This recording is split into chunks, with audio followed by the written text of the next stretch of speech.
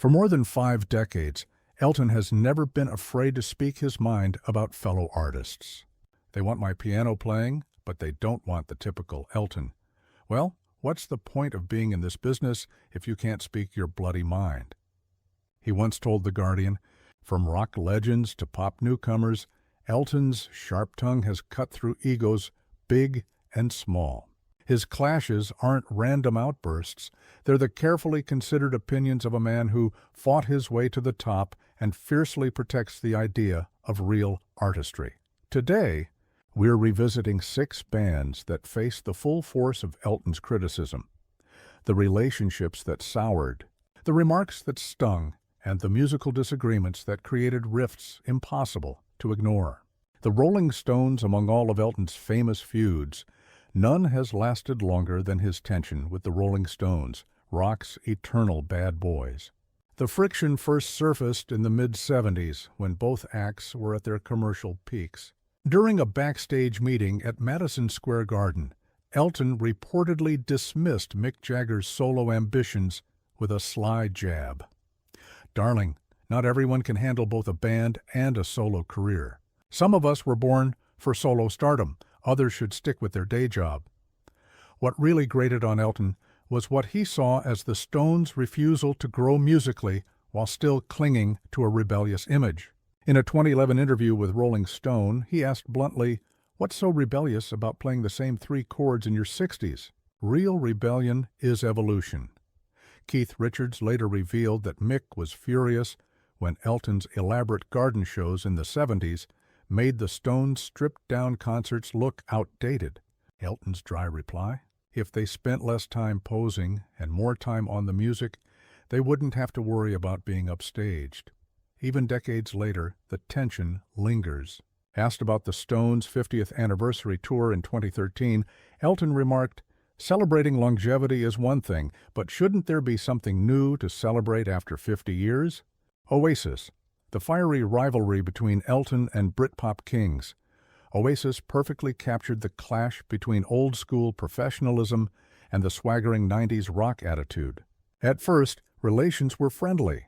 In 1997, Elton invited Liam and Noel Gallagher to dinner at his mansion. But according to a dinner guest, things soured fast when Noel dismissed Elton's music as dad rock. Elton snapped back, "At least my dad didn't have to listen to your whining." For an entire childhood, the dispute spilled into the public when Elton criticized Oasis's notorious unreliability during their 2000 world tour. On BBC Radio, he said, "Trashing hotel rooms isn't authenticity, it's amateur hour. Real pros show up for the fans." Noel later claimed that anyone can write a piano ballad, to which Elton retorted privately, "Let's see him try." There is a difference between banging out 3 chords and writing something that lasts. The feud reached a peak at the 2000 Brit Awards, where Elton reportedly confronted Liam backstage. "Talent without discipline is just noise. Darling, and right now you're the loudest noise in British music." Electric Light Orchestra, Elton's disdain for Jeff Lynne's Electric Light Orchestra, ELO, was a battle of artistic visions. 2 piano-driven acts with very different ideas of pop orchestration. The tension began in 1975 when both were releasing lavishly arranged albums. A studio engineer recalled Elton dismissing ELO's sound as overproduced circus music with delusions of classical grandeur.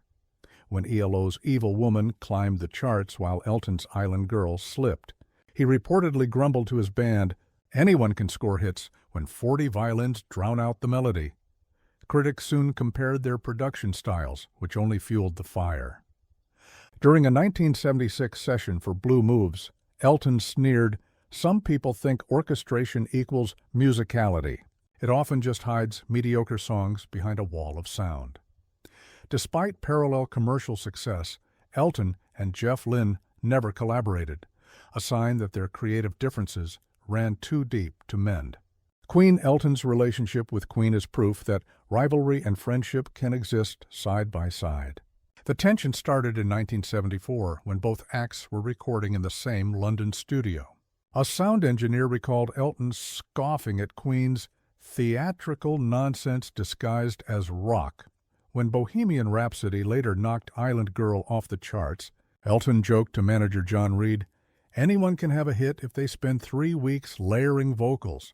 Some of us prefer to get it right the first time." What irked him most was Freddie Mercury's flamboyant stage presence, which critics often compared to his own. At Live Aid in 1985, Elton reportedly quipped to friends, "Darling, there's only room for one queen in British rock, and I've worn that crown for years." Still, despite the jabs, Elton supported Mercury during his illness and later admitted in his memoir that your fiercest competitors are often the ones you secretly admire most. Moby Elton's contempt for Moby highlighted a generational divide between traditional musicianship and electronic production. The spark came in 1999 when Moby's album Play dominated the charts. Backstage at the Grammys, Elton scoffed, "Button pushing isn't musicianship. Some of us spent decades mastering our instruments before claiming to be artists." Even when told of Moby's classical training, Elton waved it off. Sampling other people's music isn't the same as creating your own. As critics hailed electronic music as pop's future, Elton told his band, "If the future is sitting alone in a bedroom with a computer, I'll retire tomorrow." Music is about connection. By 2002, when both artists played the same European festival, Elton refused to share catering, saying, "I don't break bread with people who break records apart for a living." In a 2010 BBC interview, he doubled down. Influence? Is that what we call it when someone adds a drum beat to other people's work? The Beatles. Elton's feelings toward the Beatles were a mix of admiration and sharp critique, especially regarding their solo careers. He shared a deep friendship with John Lennon, even performing Lennon's last live appearance on Whatever Gets You Through the Night. But his opinions of the other ex-Beatles were far less kind. In a 1976 Melody Maker interview, Elton said of Paul McCartney's Wings, "Watching a Beatle make mediocre music is like watching Michelangelo paint by numbers.